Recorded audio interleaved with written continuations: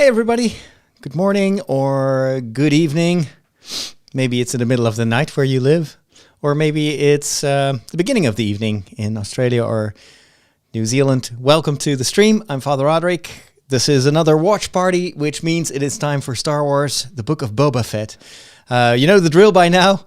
I'm going to do a countdown so you can sync this video with your own screening of the Book of Boba Fett, and then you'll be able to hear my immediate commentary. This is like, I've never not seen the episode before. This is not like a director's commentary. I'm not the director anyway, but it's my initial reaction. Still might be fun. Still we may help each other to spot stuff that we otherwise would miss. And then after we've watched this episode, then of course we're going to chat a little bit more about that. If you are new to this channel, welcome. I hope you are enjoying this. You can subscribe to the channel. I've got lots of other videos about Star Wars and in-depth analysis also of episodes and movies. So hopefully there is something in there that you like. If you want to help this particular initiative of these watch streams, if you enjoy this, then already give it a thumbs up while you're watching or while you're preparing to watch the episode with me. That also really helps my channel. So thank you so much. And good to see you all in the chat. Brian and Taco and Michiel is there, and Oliver is there, and Whiskey Shred. That is a great screen name. So it's a little bit early for whiskey here in the Netherlands, but hopefully we're going to have fun regardless. All right, let's see. I am pretty sure that the people of Star Wars and Disney have put the episode online. Let me just click on that. Boba Fett. So I'm watching it on a separate monitor, so you won't hear the audio of the episode, but you will still hear me. And yes, it's there.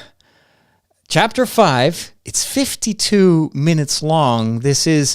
Chapter 2 was 53 minutes. But this is a long episode, and I couldn't be more happy because Chapter 3 was 39 minutes, minus the credits that ended up being like 25 minutes, way too short. But it looks like these episodes are getting longer and longer. And from the looks of it, there is a strange guy in the thumbnail that Disney has chosen, a character that we haven't seen before, an alien, and he's got lots of red, blue, and yellow colored blocks in front of him. Could be chips from a casino, or maybe it's a form of payment or credits. I don't know. Hey Brian, hey Kai, let's go. We're about to discover what's in this episode. So let me put the timer on screen here, or the stopwatch, which I will activate at the same time as the episode itself. You know what? I'm just going to put this full screen because then otherwise I have to. Oh, and there you go. That's a good thing I checked because the audio is still running over the speakers. I want to add that to my.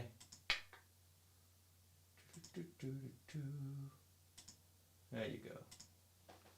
Now the audio should only be in my ears, because I don't want to get sued by Disney. All right, I've got stuff lined up here. Toggle full screen. Yeah, we got that already. Okay, let's do the countdown and have fun. I hope you enjoy it. We're going to do 5, 4, 3, 2, 1. Here we go.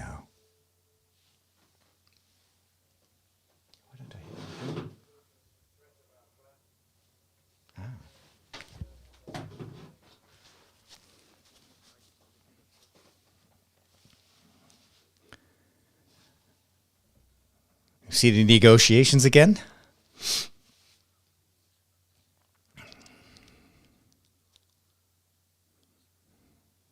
We must prepare for war.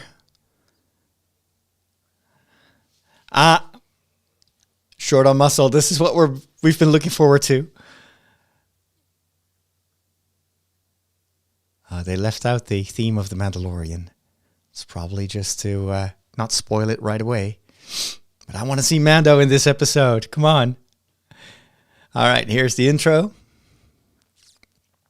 So what do you think? Is it only going to be Mando, or are we going to see Bosk, for instance, and some other Cad Bane? How cool would that be to see all the bounty hunters back? Oh, a butcher.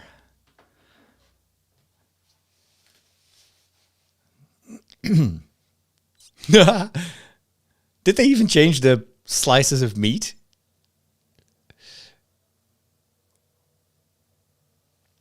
Or alien slices. Okay, who's that? That is... Yes! Yes! Yes! Mando!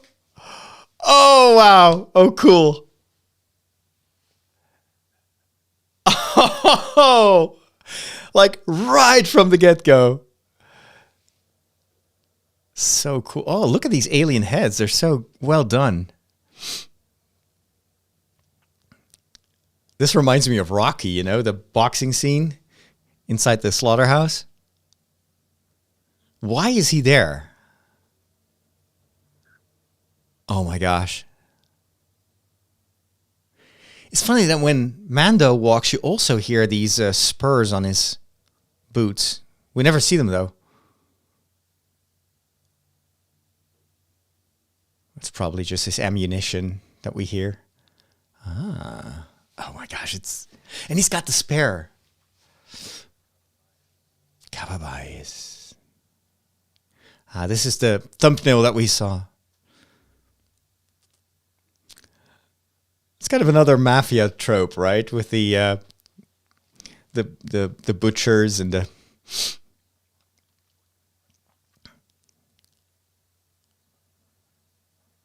Cool.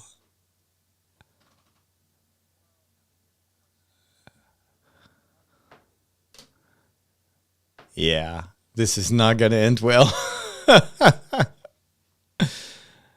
There you go.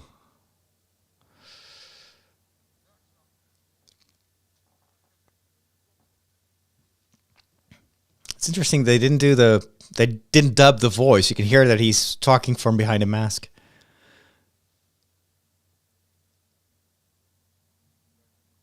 Huh. Yeah. You know what's going to happen, right? This is going to be a big fight scene.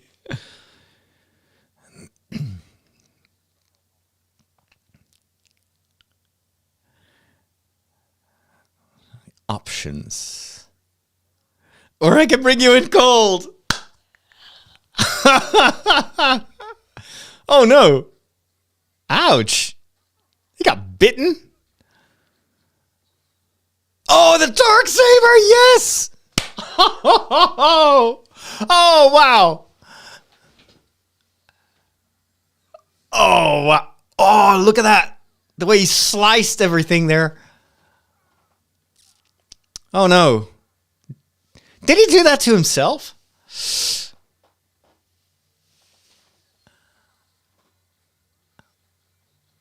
Long live Beskar. Boom. Okay, he's gonna bring him in cold. Wow, but he got hurt.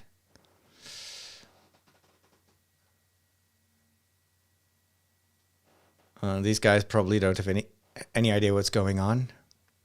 That Darksaber, though, I did not expect us to see that.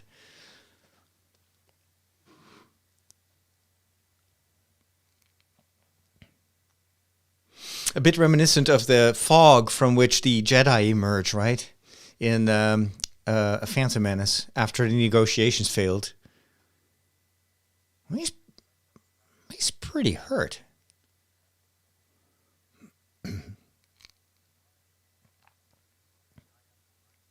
Smart.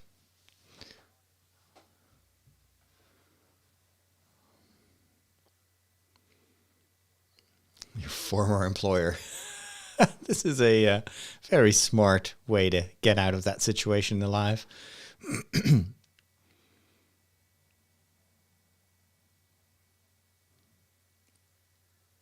There you go.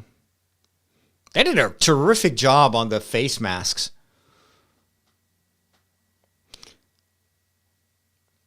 But I missed. Did he cut him his own leg with the Darksaber? Or did someone else do that to him?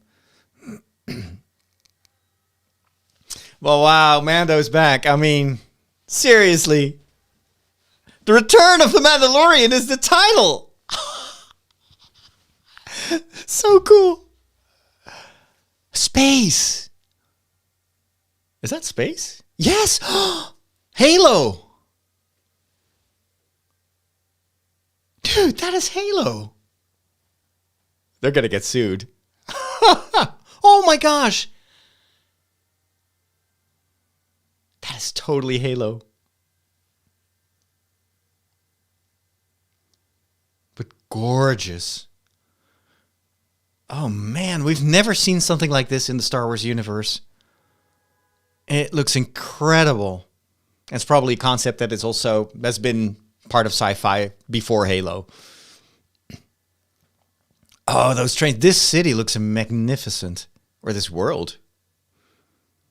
Man, he's really hurt. He needs a Bacta tank. I happen to know someone on Tatooine who may have a Bacta tank.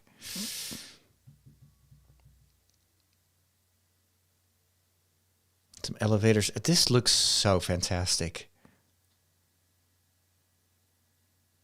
We're going to have an awkward elevator song. Or at least an awkward elevator exchange. Love it.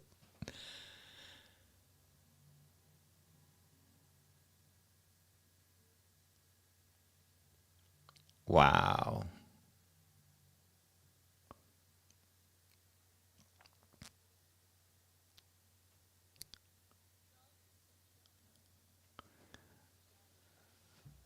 Wow. Remember that type of alien? We've seen something similar in the cantina scene in A New Hope in the special editions.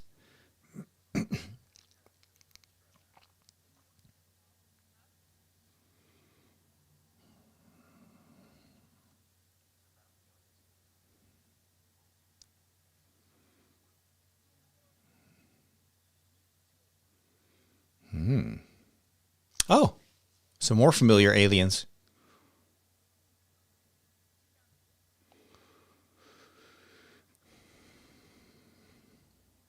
Oh, it's probably the head. Ew.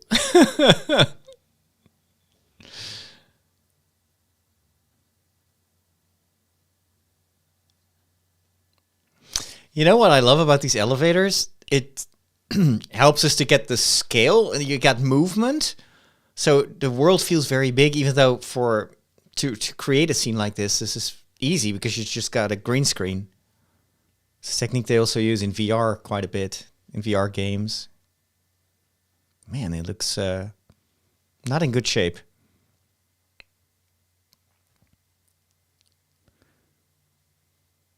I did not expect so much of the Mandalorian in this episode. Fans are going to be so excited.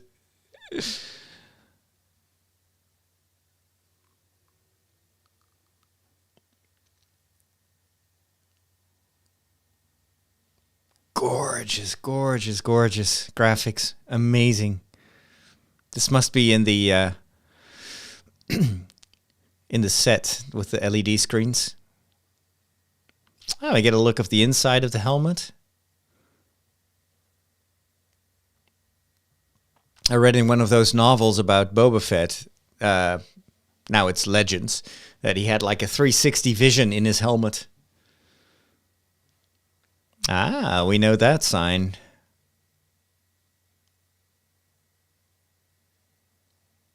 The crate dragon symbol. So, is he going to be with his fellow Mandalorians? Just look at this. We've never seen something like this in Star Wars. Ouch. Dude.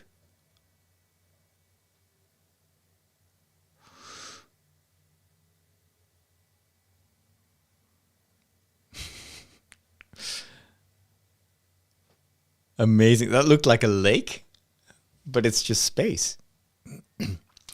Star Wars has to have lots of, dangerous ramps without railings, right?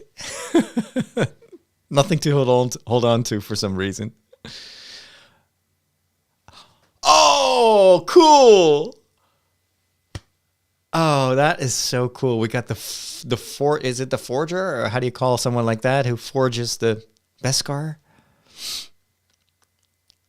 I did not expect to see her back.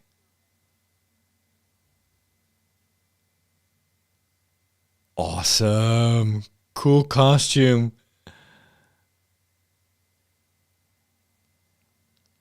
Is she meditating?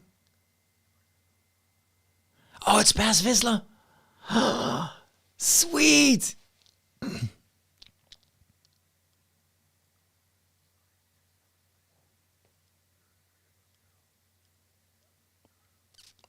Ow, that just hurts seeing it.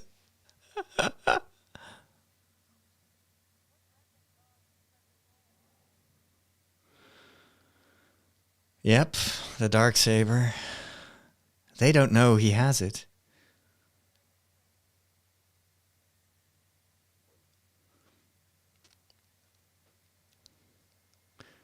Isn't Paz Vizsla played by Jean Favreau? I think it is.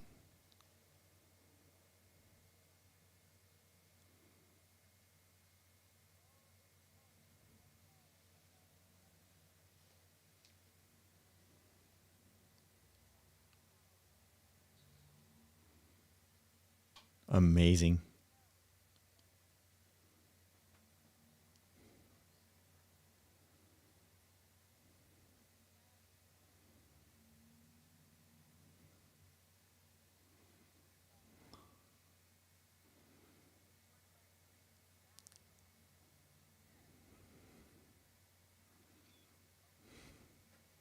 This is a recap of what we heard in The Mandalorian, of course.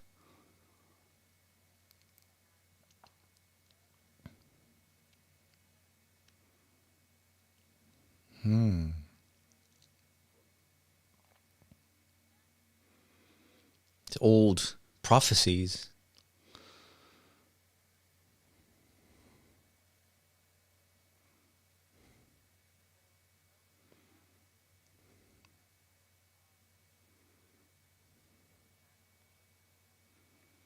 Oh, wow.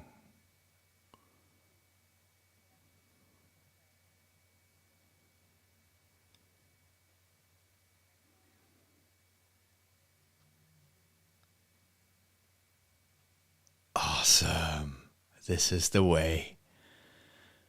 It's just continuation of the Mandalorian story. This makes it must see for all of us. So cool. Yep, we're gonna see some more forging.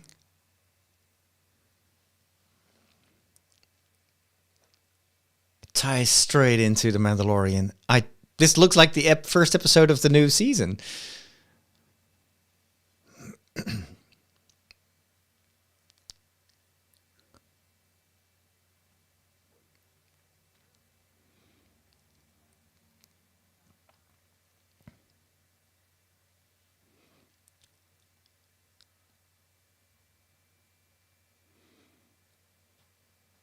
So she is not sure that Moff Gideon is going to be punished.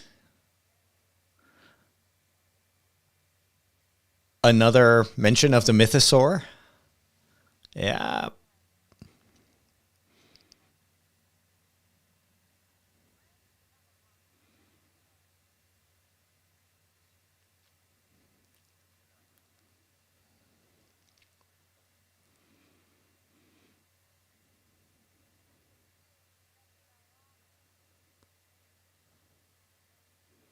Oh, wow. So it's dangerous. Steel is meant for armor, not for weapons. Is she going to melt it? You know what? Actually, that's smart. Because it's of course, it's a cool attribute, but it's very unwieldy to film and to fight with. So it makes sense that they're forging it into something that is more, an easier prop to handle.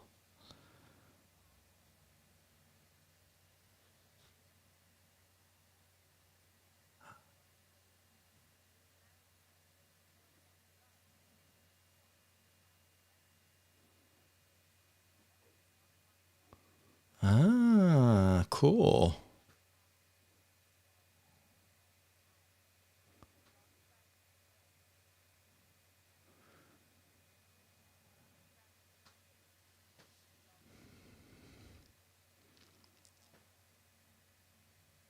So are we going to see Bo-Katan?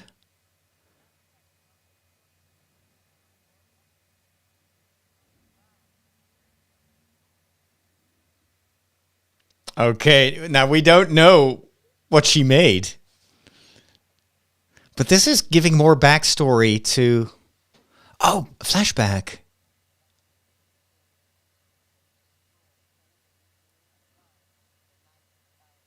Oh my goodness. The Night of 1,000 Tears. It's like Kristallnacht in the Second World War by the Nazis.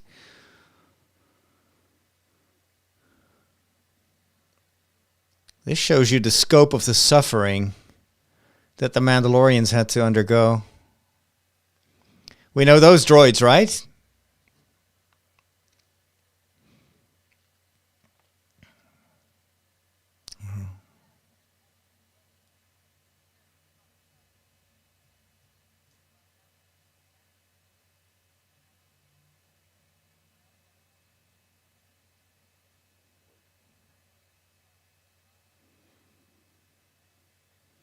They're setting up a bigger storyline, maybe for season 3. She's gonna forge something for Grogu? Yes, Grogu!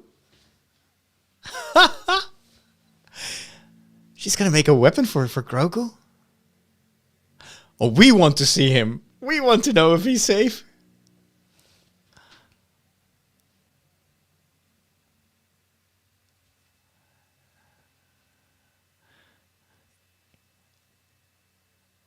That is so cool. Mandalorians, loyalty, solidarity, Jedi, detachment. Okay, what is she going to make? Oh no, I want to see this. Is she going to make an armor for Grogu? That's weird. Lightsaber? No.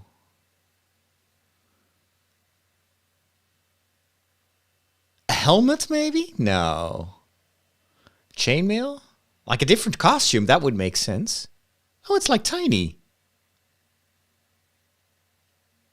That's all?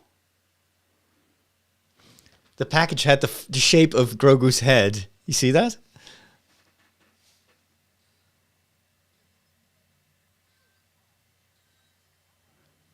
More training. Just like we saw with Boba Fett. These are the different moves. I didn't know she was also a trainer. The armorer.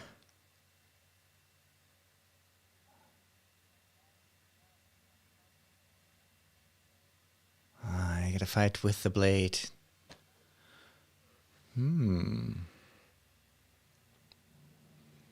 It's interesting that he's got a lot to learn.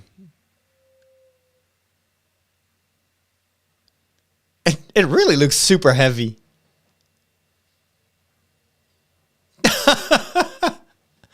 Did she just make a dent in his helmet? No.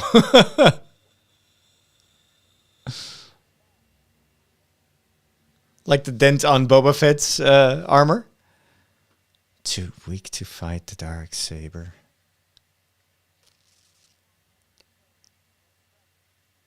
This almost sounds like Jedi training.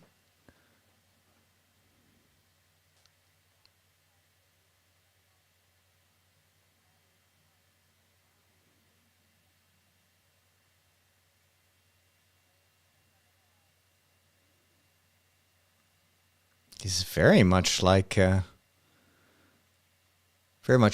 training.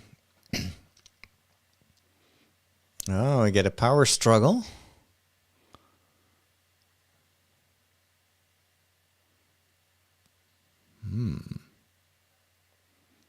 No, he doesn't have a dent.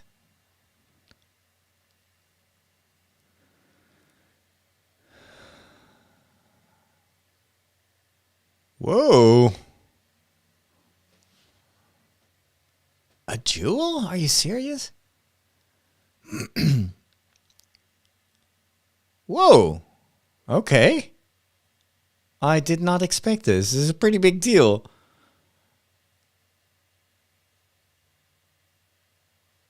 Is this a way for the story writers to free Din Djarin from his Darksaber, you know, pledge and everything it entails? Is this a way to free him up so he can go to Tatooine? Maybe. But we're watching an episode of The Mandalorian, seriously. This is all backstory to help us understand how he finally gets to Tatooine. That's a cool shield.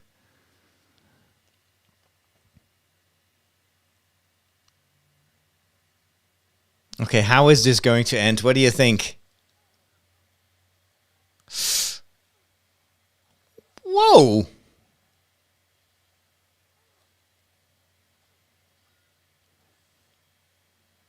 Ouch!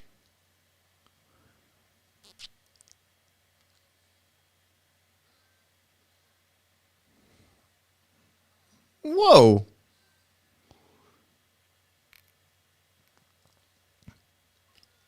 Ouch! Oh man. He lost the Darksaber.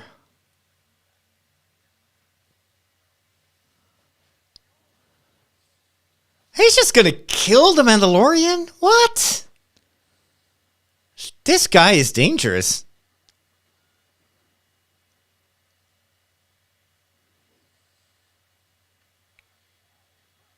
Okay, he's not gonna keep the sword. What is done?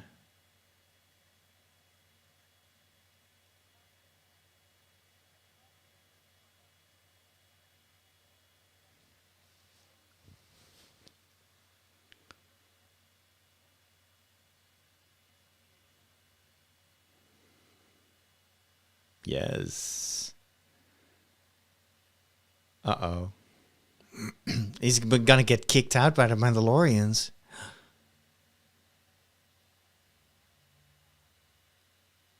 Is he gonna lie? No, he's gonna admit that he took off his helmet. He's gonna get kicked out.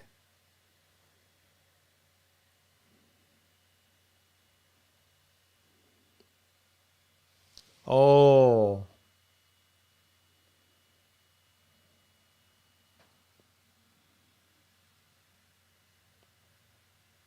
He's being excommunicated, right?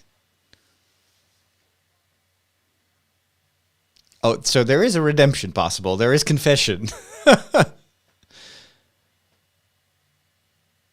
Oh, so now he needs to basically go to confession to reestablish the communion with the Mandalorians. Very Catholic story.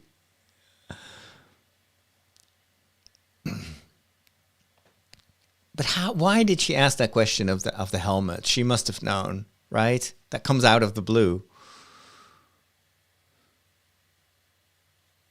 But so what they're basically doing now is they wanted us to think that he was going to be expelled from the Mandalorians by losing the Darksaber, or at least lose that power that he had that comes with the Darksaber. And in the end, they end up excommunicating him because of the helmet thing. The result is the same. He can't go back. Or at least, well, he can find redemption, maybe. But for now, I think he's going to Tatooine. What a gorgeous, gorgeous, gorgeous, gorgeous graphics. You see those big passenger ships? I think these are the same that we saw when the Pikes arrived on Tatooine. Like public transport.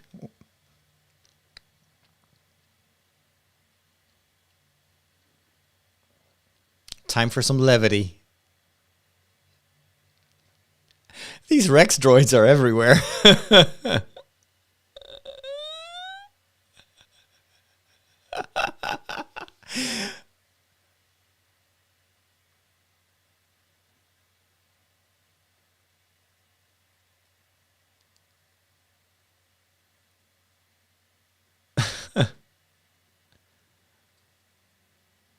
Is he going to put the Darksaber in there?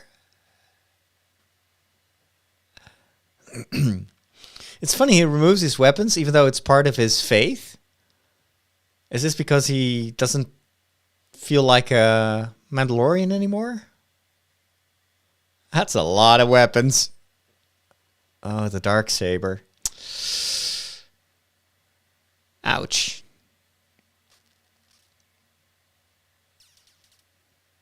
So that is risky. He puts a Darksaber. I would never do that.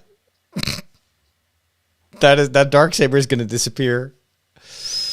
Which will then bring, of course, great distress to the Mandalorians if the prophecy is true.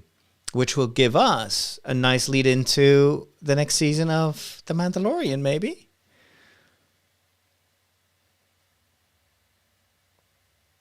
I wonder if they're setting up stuff for The Mandalorian, or if this is all going to be like contained within the story of the Book of Boba Fett. Oh, cool. A youngling.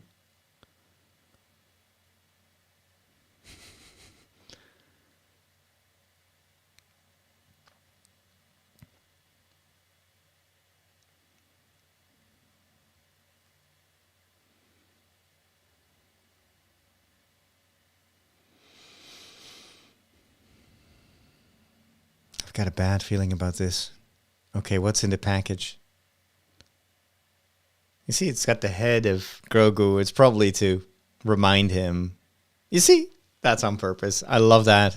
That is so well done. And we all miss Grogu, right? Is he going to go and visit Grogu? Are we going to see Grogu? Is that Tatooine? Probably. Oh, no. This is the planet from Rey. You've got that same entrance port.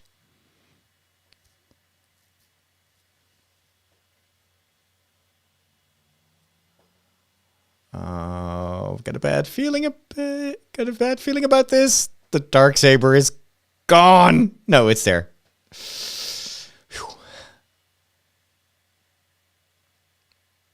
Oh, thank goodness. Oh, that's a cool droid. Oh boy. Oh! She's back too? R2-D4? Oh no, that's a pink one. Have we seen that droid before?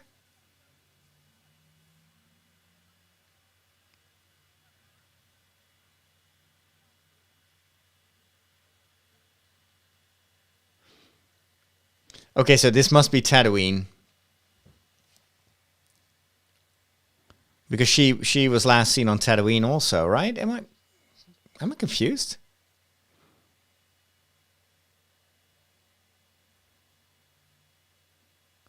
Chasing womp rats. Ew. Seriously? Womp rats can do that?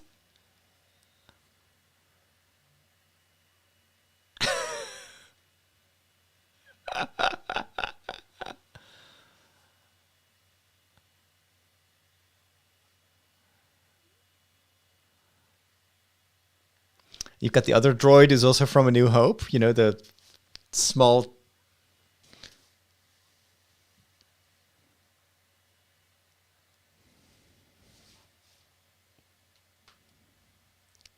A replacement for the Razor Crest. It's Tatooine.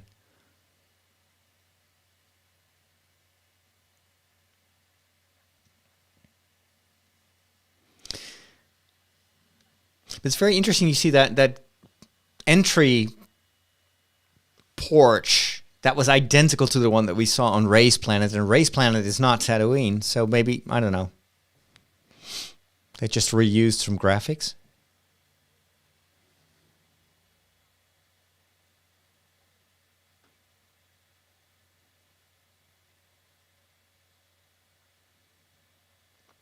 So a replacement for the Razor Crest. What is it going to be? I still miss the Razor Crest. It was such an awesome ship.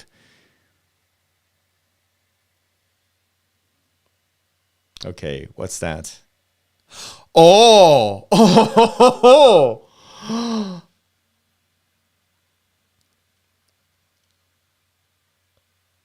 straight from the prequels. That is so cool.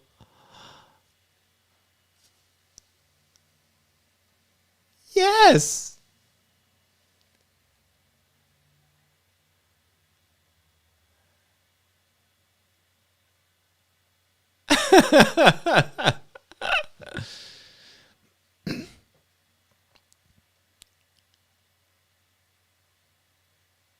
She's great.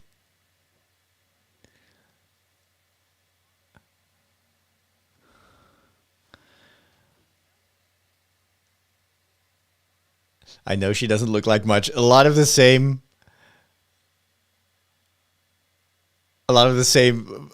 vocabulary that they use for the Millennium Falcon, right? Piece of junk, etc. So, are they going to restore this with the yellow outside? I love that they're kind of presenting this as an old timer.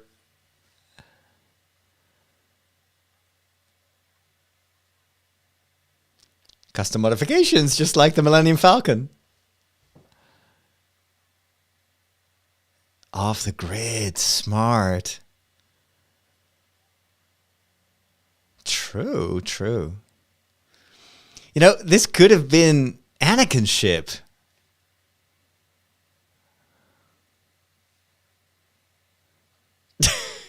Ouch. She's going to put it together. I love this. We're going to have a Naboo starfighter in The Mandalorian. How cool is that?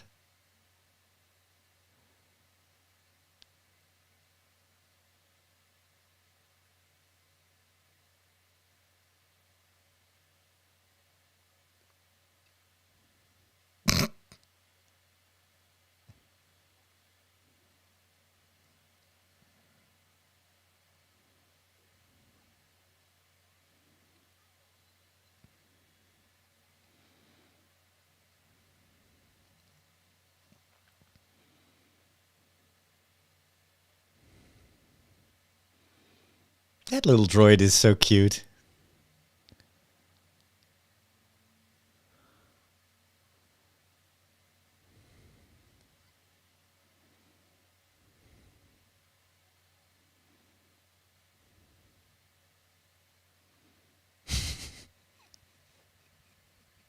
Little droid gets distracted by the rats.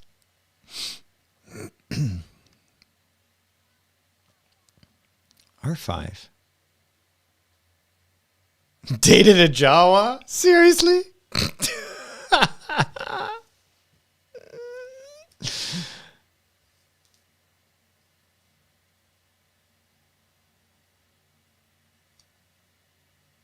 That is so cool.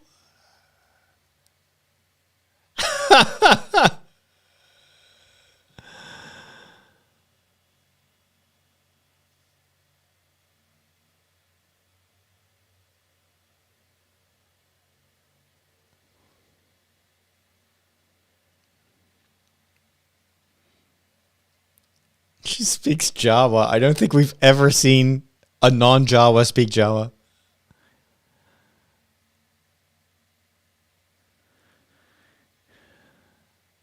I mean, would you believe this? I never thought that we could. Oh, a montage. So we're going to see the ship once it's finished. Maybe it's not going to be yellow, although I hope it is. There's so many little details in this episode. Different environments.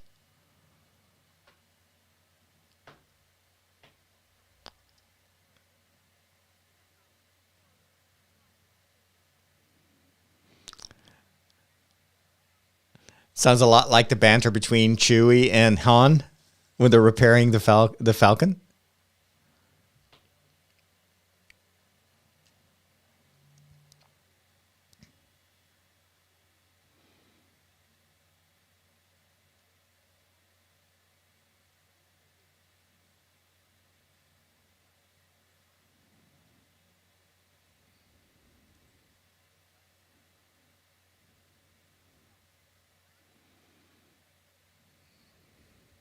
Lots of techno babble.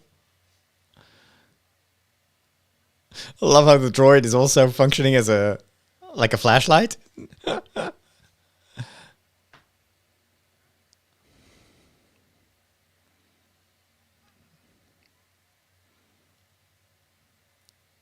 Okay, so it's got like this nitro button. We're gonna see this. Ooh, like an updated modern gonk.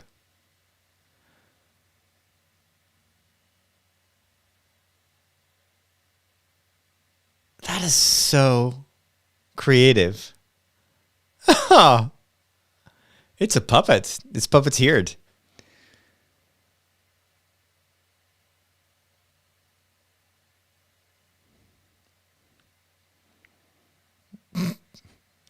He still wants his Razor Crest.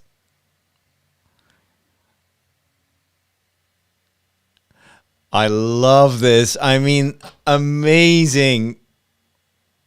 And they built this for real, or maybe they still had it somewhere. No, I think they made this new for this movie, or this series.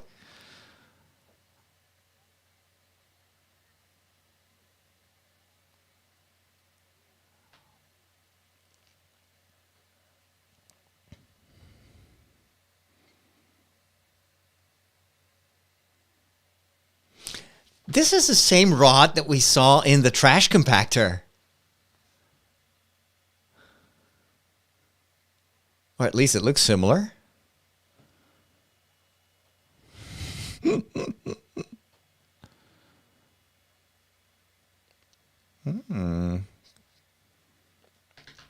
bit of backstory on the Pikes.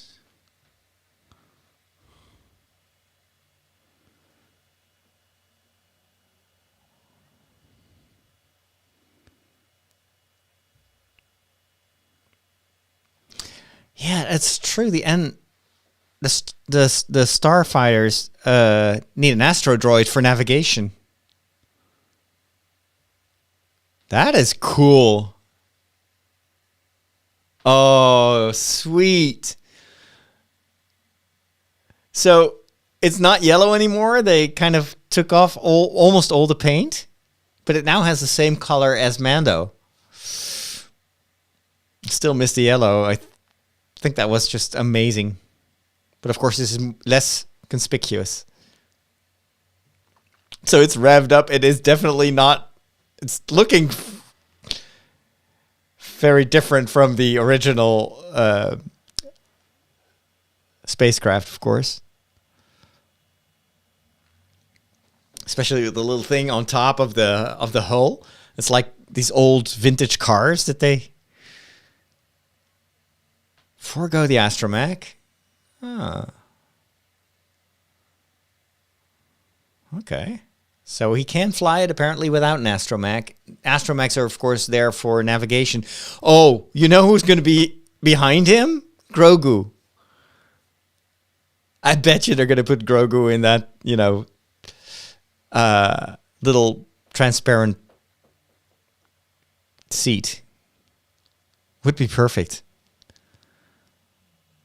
Oh, please bring Grogu back in this episode.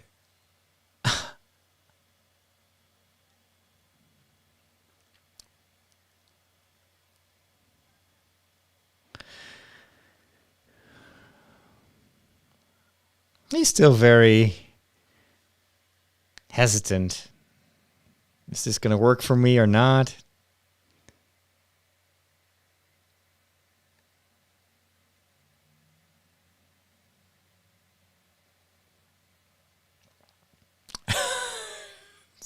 Same sound effects as with Millennium Falcon that fails.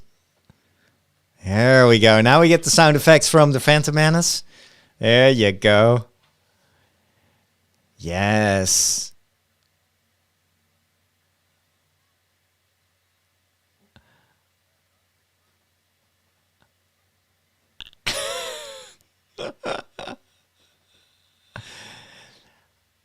I'm not sure if could these lift up horizontally? Oh, apparently they can. Because on Naboo, you see them flying out of that hangar. That is so well done. Just look at the quality of these graphics. Insane.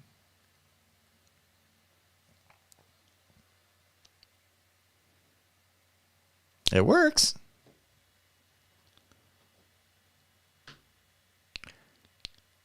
Even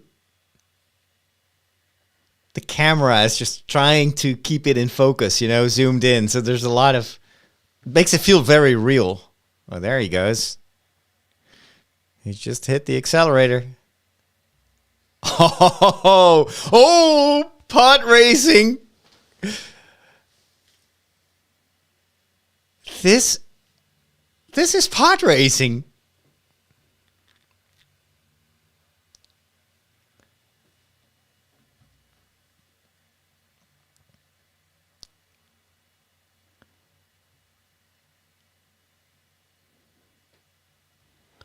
Baggers Canyon, yes, we're going straight back into the decor of the pod racing. What an amazing homage to the prequels. I love this. Razor Crest. Oh, sweet. A Womp Rat. Yep. I love that we get to see those. Oh, wow.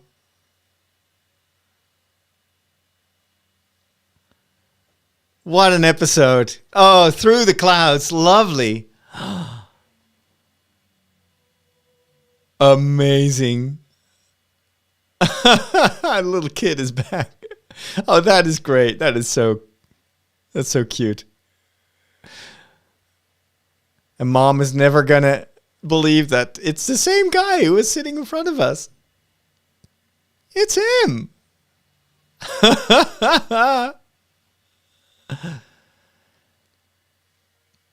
I love that we go to space, finally.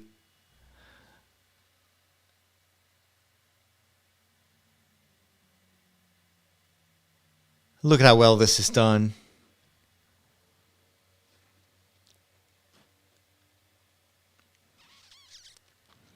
It's true, Luke Skywalker was... Oh, X-Wing fighters! Oh my gosh!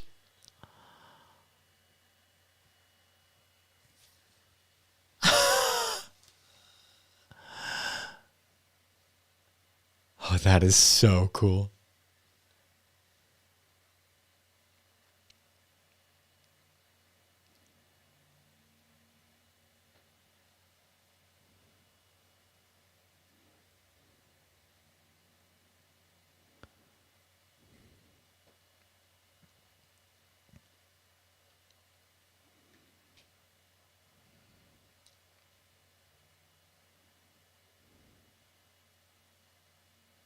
He's not going to do that.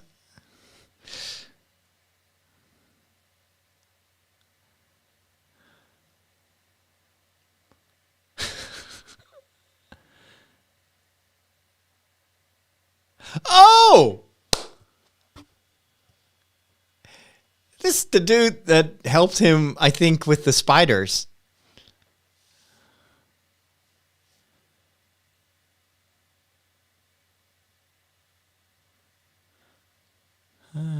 Cool.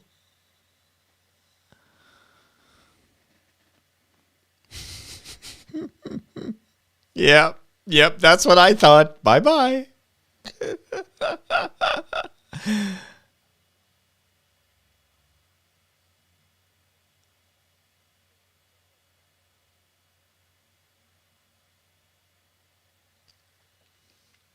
They're not going to report this.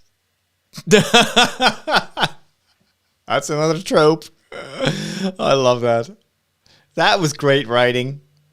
And so, yes, he's off the grid. They can't trace him. What an episode.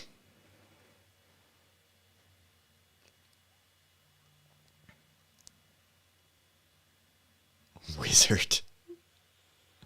Isn't that something Anakin says? Wizard? Are you a wizard? Oh no. Are you an angel? That's what he said.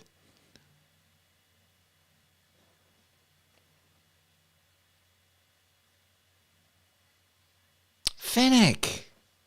All right, things are coming together.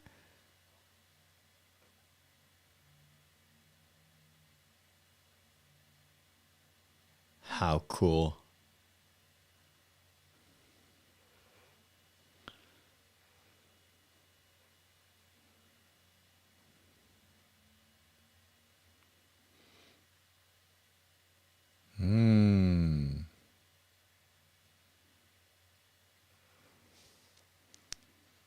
On the house. Ooh.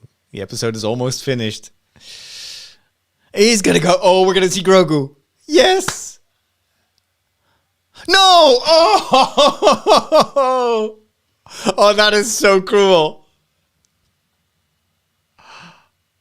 And now everybody's gonna watch the next episode. If that means Grogu, they gotta pay that off in this series, right? This is not something we're gonna only see in The Mandalorian. Well, that would be so cruel. Oh, but this is what I think they're doing. They're helping to bring in more fans of The Mandalorian that are tying everything together, anchoring the series. Oh, we haven't seen that in the final movie, these heads. Amy Sedaris. She's great. I got to take a look at the artwork before I give you my theories. Seriously, that Halo-like planet city was just awesome. Oh, wow. So that's a big womp rat. Did we see the size of that thing? I don't think so.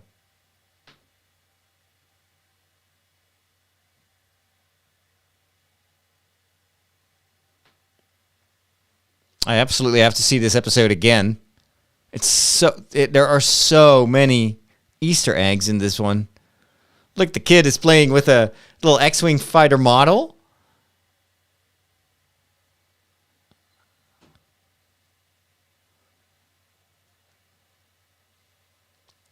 What an amazing episode.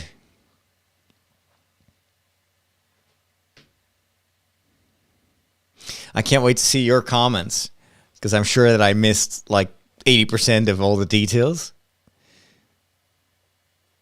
But Bagger's Canyon, you're right. That's also where Luke Skywalker was hunting womp rats before, well, the story of A New Hope. We know this from the radio plays. Just such an incredible amount of people that work on an episode like this. Justin van der Lek, he's right there. That's our Dutch friend who's working for ILM on these movies. He's got something to be proud of again. Catering by Mario's Catering. It's good we know. Stagecraft. That's what I was looking for. Stagecraft is the technology with the LED screens. Wow, that was stunning. Okay, I need to change headset so I can hear myself a little bit better. So I got one headset for the audio of the episode and one for recording. So I'm gonna press pause here. We can remove the timer, and now I need to know, of course, what you think. So first reactions. This is going to be so hard to not spoil to my wife, Michiel says. Yes, oh my gosh. I always record like a spoiler-free episode assessment, which I usually do after I finish the watch party. But it's going to be so hard to talk about this episode because Boba Fett is not in it. This is all Mandalorian. And a little bit, just this encounter with Fennec. But I loved what they did, and I wonder if this is going to be, as I said, set up for the next season of The Mandalorian, which I think is likely because they're tying this in way too much with what we've seen in The Mandalorian, but which is not very relevant for the Book of Boba Fett. So I think that this is like really a good teaser for what's coming. It will help us fans to speculate. So it gives a lot of extra fodder to us to work with. You had that rivalry, of course.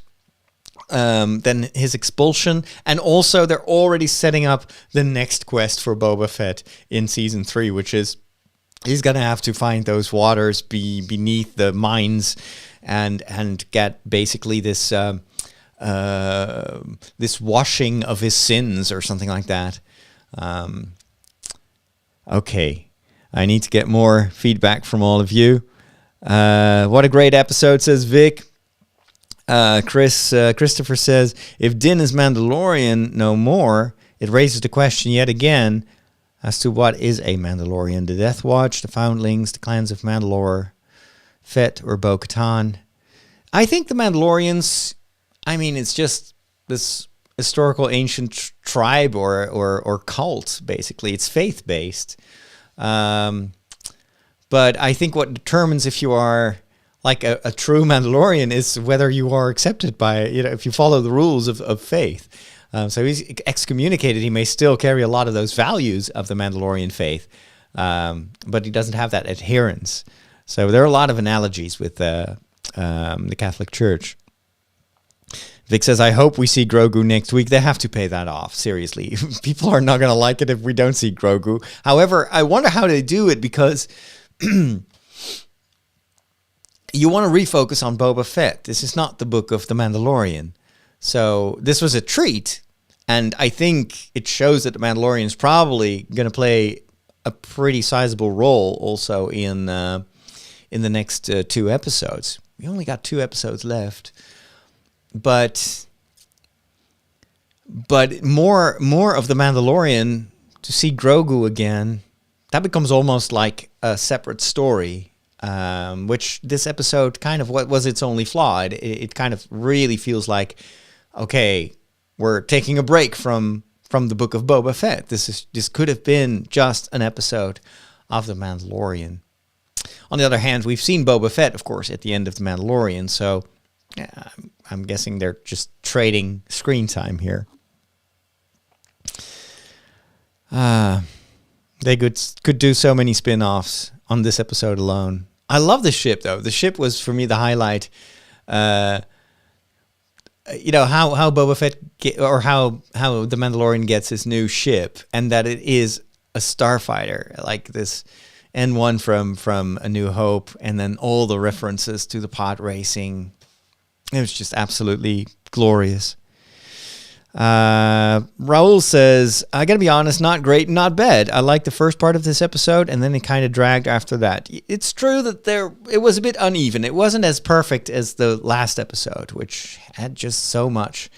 And I feel like it is also kind of halting the story. I love what they did. I love to see more of the Mandalorian backstory, but it's a bit like an awkward, like almost like a deliberate tie-in. Vic says, I really hope we get a huge final 2 episode with both Boba and Din teaming up. Favorite scene this episode is him taking his new ship for a test flight. Yes, that was glorious. Also, the cinematography was gorgeous. Yes, cinematography, dialogue was also very good. Very snappy. I loved the physical props that they made. I mean, they built this entire ship, which means, of course, that this is something that we're going to see for the entire season 3. Otherwise, it would be just such a huge investment for 1 episode. This is going to be his new ship. Oh, man. Vic also loved it. Loved the episode. Great episode. Brian says, great episode. Nearly 2 a.m. here. Good night. Take care. Well, sleep well. You're going to wake up to a lot of fan chatter, I guess, tomorrow.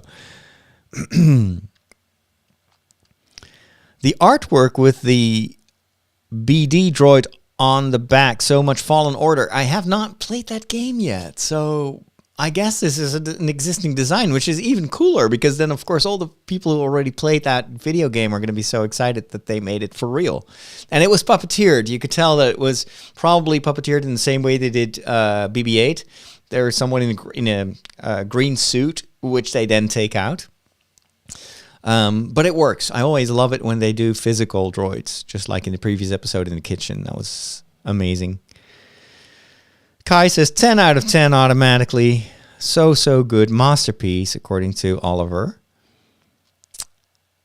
All ships need is a go faster button. Yes. Oh, wow.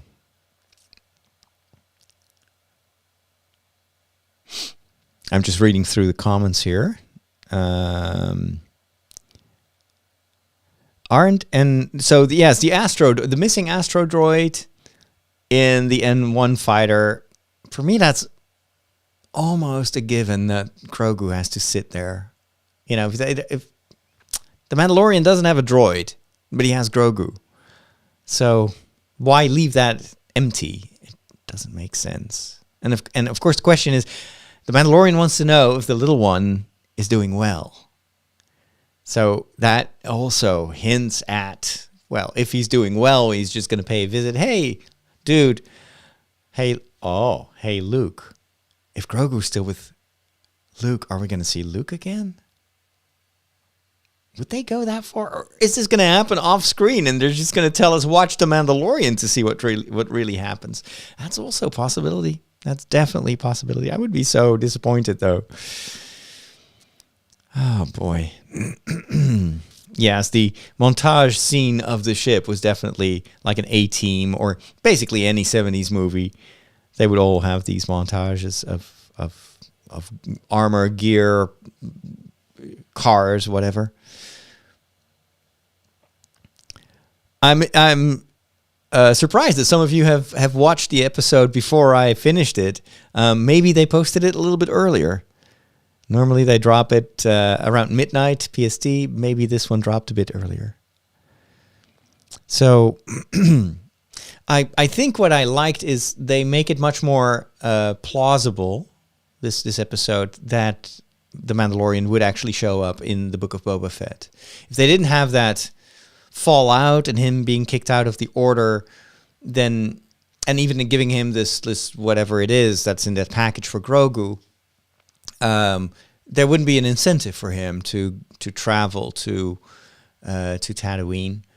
Although I was still a bit shocked by the whole, let me take that Darksaber and kill you in the process. I was like, where is that coming from? I thought these guys were buddies. So that was a bit abrupt, and I felt that it wasn't set up believably enough. Of course, I know that Star Wars always have to be fast. We cannot give you all the backstory. We'll develop that in a comic or in a novel. But it felt a bit rushed in this episode. Although I think you practically couldn't do it in any other way, because you want to have the emphasis on the new ship and everything. And yeah. Okay, so Paz Vizsla is portrayed by Tate Fletcher and voiced by Jon Favreau. So it's just a voice. I thought it was the other way around, actually. Interesting.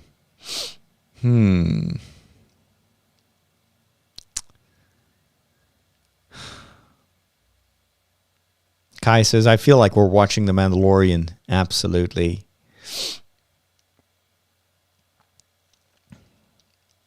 What an episode. So much to talk about. So much to speculate about. Again, it's going to be so hard to do this spoiler-free in my first reaction. I got to sit down and think how I'm going to to formulate this. Vic says, I also think it's really sweet how he's such a dad getting a gift for Grogu. Father-son relationships aren't often highlighted, and this is just so great. I agree with you. Chris says, the Darksaber stuff is explained more in Clone Wars and Rebels. Yes. And they did explain it also in The Mandalorian in the previous season, albeit briefly. And it is definitely also part of the Clone Wars. The fact that they mentioned Bo-Katan in this whole context, they can go either way. Basically, Bo-Katan was a bit dissed by the Mandalorians, right? But we thought that the next season was going to be Bo-Katan versus the Mandalorian because of this Darksaber. She wants to rule Mandalore again.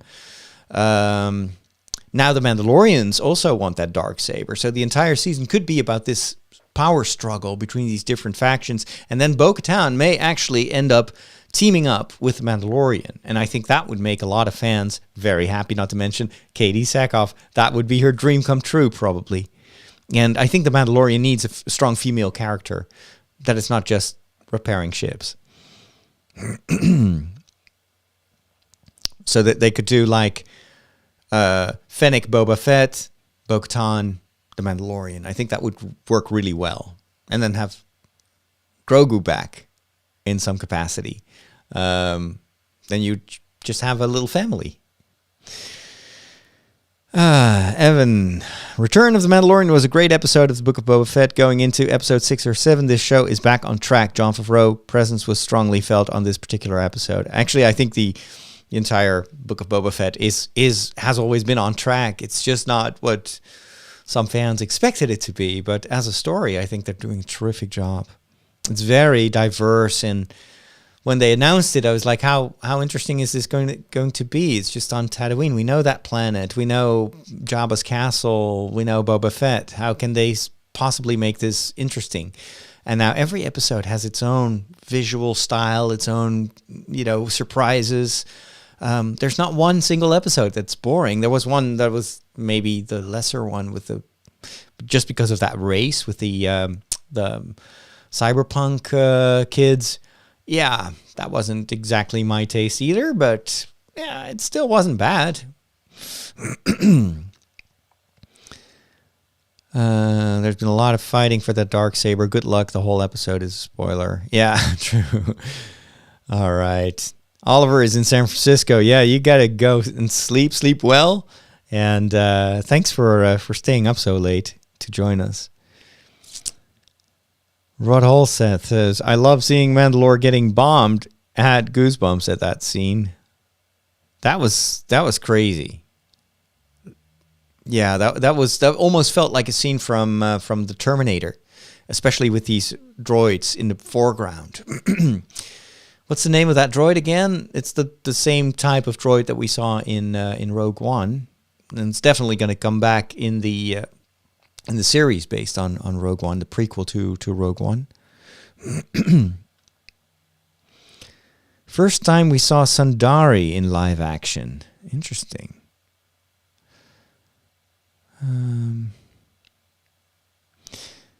So this little droid could actually be from the video game Fallen Order. We never hear how Cal gets him. Maybe. The Fallen Order, Cal pets him by just finding him on a planet, and he becomes his friend. Mandalore bombing was very effective, even if it was short. Amazing visuals. It was very Terminator. Yes, absolutely. And that those battle droids, of course, are pretty dangerous. They are very lethal. And in Rogue One, of course, we only see a domesticated one, but it's still a reprogrammed one. But we may see a lot of them in those in that Rogue One prequel. Which, by the way, has that already got a date? In a sense, do we know when we're going to watch that series? Because they've been in production for that series for even longer than the Book of Boba Fett. I can't believe how they created this whole series with all the work that they've done on The Mandalorian. I mean, when they announced it, I was like, okay, so when did you have time to make this? And it's not low budget. This is not like, let's do an easy spin-off and we're just going to use 3 sets and then some clever dialogue. No, this is like visually, oftentimes it equals or tops The Mandalorian. So they're getting better at this TV game as we move forward. This is very promising for the next couple of series. And I personally, but I may be biased as a Star Wars fan, I think that the CGI and all the special effects in this series are way better than in the Marvel series. I mean, I like what they do with the Marvel series, but there's a lot of green screen there and a lot of, I don't know. It's just, maybe it's also because sometimes it's too fantastical and not believable anymore because your brain tells you this can't possibly be true or real. But visually, I think this is, cinema quality, what they do here. The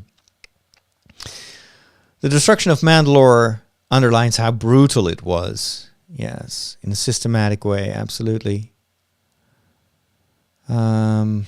The droid from Rogue One is the KX series security droid. And K2SO is the name of the friendly droid. Thank you for reminding me. I'm always bad with names, and my little laptop is too small to quickly fire up IMDb for this kind of information. Plus, I'm talking, so it's hard to do research. Always nice to have some people helping out. All right, what I'm going to do is I'm going to get a cup of coffee because it's still morning here. Write down some thoughts. I'm going to record my spoiler-free review, and then I'm going to work on a documentary, a Scotland documentary that I'll be publishing soon for my patrons. By the way, I also had another thought this morning. Would it be interesting, or would people be interested if I post this also as an audio podcast series? So it would just be my running commentary, first, impressions commentary for each episode. So I'll just cut off all the banter. And then I could add to that same feed also more researched commentary. So instead of doing these deep dives on YouTube where, let's be honest, an hour and a half, who's going to watch that on YouTube? But I think as a podcast, and maybe if I do it as an audio commentary, it may be easier to, I don't know, maybe more appropriate. People can rewatch the episode listening to the audio commentary. And that would differentiate it from a lot of those, breakdown videos with all Easter eggs explained and that sort of stuff, because there's already such a deluge of shows like that. But I don't know if there is a podcast actually doing this. Let me know if you're in for it.